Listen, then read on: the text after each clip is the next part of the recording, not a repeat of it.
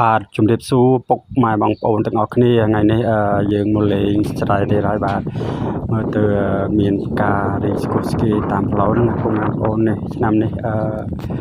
ស្រោស្រែខាងភូមិខ្ញុំបាទហ្នឹងគឺកើតកុសលដែរបាទពុកម៉ែបងប្អូនឃើញទេសភាពអត់មានបន្លាយទឹកហើយមានស្រែអញ្ចឹងទៅបាទហើយពុកម៉ែបងប្អូននៅខាងហ្នឹងមិនដែរពុកស្រោស្រែចំការអីកើតអត់បាទនៅខាងនេះគឺកាត់កុសលណាពុកម៉ែបងប្អូនហើយនេះតិចមែនទែននេះបើសិនបើយើងមានពេលទំនេរយើងនាំមិត្តភ័ក្តិឬក៏គ្រួសារមកលេងស្រុកស្រែយើងបាទគឺយើងយកសំណាញ់ឬរកសន្ទូចអីចឹងមកពុកម៉ែបងប្អូនណាយើងអាចយកមកបបកយកមកស្ទូចឬក៏យកមកបងអីចឹងទៅបាទហើយស្រុកស្រែយើងមានអីទេពុកម៉ែបងប្អូនមានប៉ុណ្ណឹងការជួបជុំហើយ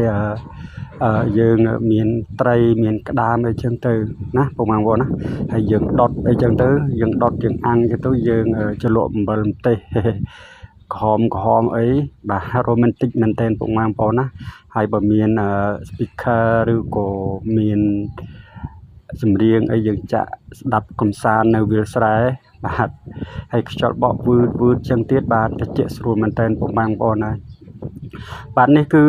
ជាស្រែនៅក្នុងខាងលិចភូមិខ្ញុំណាពុកម៉ែបងប្អូនទេសភាពស្អាតគួរសមបាទឆ្នាំនេះគឺទឹកសមល្មមសម្រាប់ភូមិឃុំខ្ញុំបាទដោយសារតែវាអត់ជន់ខ្លាំងហើយភ្លៀងវា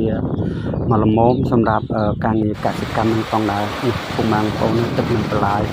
បាទហូរខ្លាំងមែនទែនពុកម៉ែបងប្អូនណាតិចងងខ្យល់មកវឺត